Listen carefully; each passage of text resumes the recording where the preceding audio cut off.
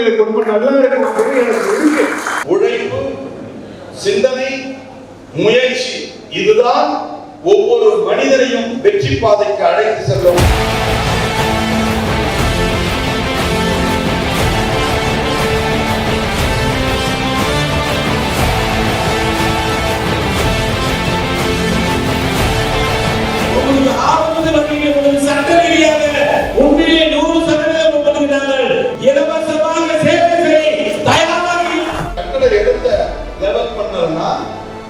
சரிப்படுத்தலனா எவ்வளவு பெரிய மூளை இருக்கிற இன்ஜினியர் வந்தாலும் வீடு கட்ட முடியாது.